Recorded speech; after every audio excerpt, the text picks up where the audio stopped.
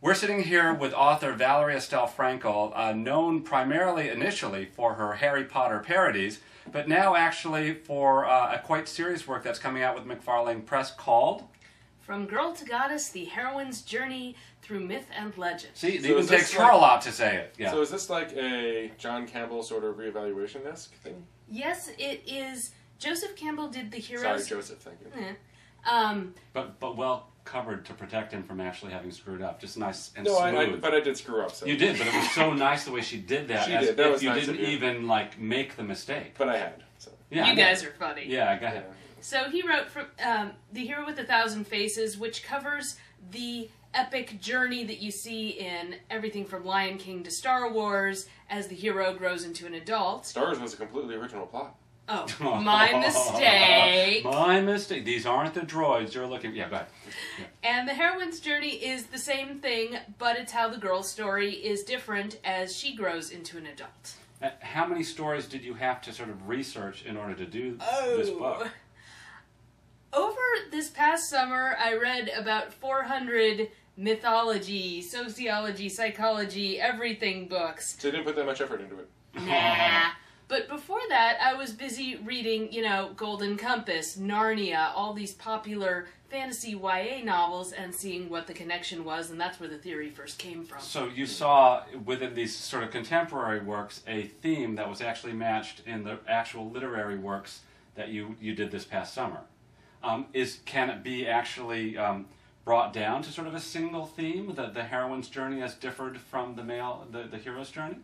Yes, the boy is defeating the Dark Lord to become the new ruler of the world, using his magic sword and his Merlin Dumbledore basically mentor. From Beowulf to Harry Potter, it's the same theme over and over again. Exactly. And the girl, she's facing the evil stepmother, wicked witch, Ice Queen of Narnia figure.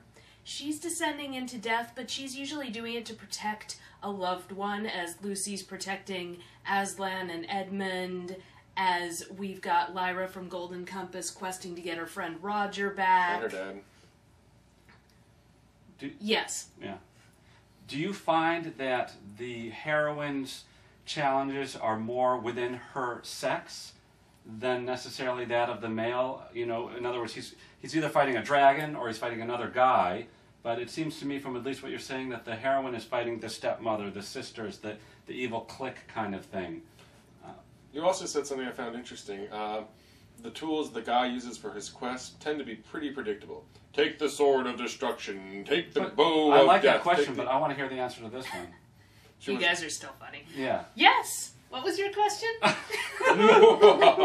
She likes to bad. Go ahead. But you said something earlier that... The weapons that a guy uses as opposed to that of a girl. The guy uses weapons. The tools that the guy uses generally just bow, sword, maybe spear of destiny, sort of thing. Actually, the bow is often the girl's weapon, but yes. Ah, interesting. So, actually, there's truth to that. What do you think? She was going to be like using a spatula? My girlfriends were all better. Spatula of death! Yeah, go ahead. My girlfriends were all better with bow and arrow than I ever was. I was always a sword and dagger sort of person.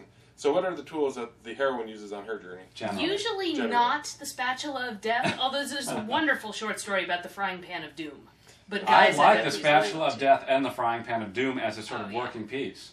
The girl, seriously, usually ends up with a tool of perception and information like the Golden Compass, the Amber Spyglass. So many characters like Ella Enchanted and the Inkheart Girl have magic books. We have a lot of magic mirrors. There's also a whole category of Lucy's little vial of water and vial of life. Can you let her finish the sentence before you start? But I realized that there's... But wait, she was in the middle of a sentence and you launched into the shameless plug. I want to hear the end of the sentence before you go to the shameless plug. Go ahead. I don't remember anymore. You were talking about their weapon, so to speak, which are tools. You're so guy. Lucy's got the little water of life in a vial, and we get a lot of... go find the magic potion. I have the cauldron of life that will bring the dead back. Got it. Yeah. No, I was about to say that even when we wrote our heroine in our third book, she actually, one of the ways she navigated her quote-unquote magic realm was with a book. I didn't even realize it. It just seemed like the natural thing to do. Well, I would very much say for all these stories, it isn't that everyone's going out and reading Joseph Campbell as if it's the how-to guide. Right, There's no indication that J.K. Rowling ever read it. What you did is fascinating in that the parallels are very interesting between female mythology and the modern-day stories, and male mythology and the modern-day male stories. So there is a generalization, and it is fair, I would say. And I would also say that people just automatically, as they're telling this story, this is our deepest psychology. This is the stuff that really resonates with us. We can't help but go back there. This is Right. the well we have to. This is the well we have to dip the pail in. Yes. And so, just a lot of the really best-selling, fantastic, best epic stories out there were written along this pattern because that's just how people tell the stories. That's the stories we want to tell. Okay, I have one last question. How did you jump from writing Harry Potter parodies into something, so intellectually, intellectual after and non-fiction-y, uber massive? Yeah. Like I know. And that's it. I've always been working on both, and I consider them two ends of a spectrum, and I've been doing everything in between that spectrum, like writing a young adult fantasy novel about a girl on her magical quest, and trying to chart out how the other magical quests work. And I'm writing nonfiction essays on Harry Potter and Narnia and all this, and examining their quests. So, in my head it makes sense, but realistically these are two pretty different genres, and they're being marketed that way. Right.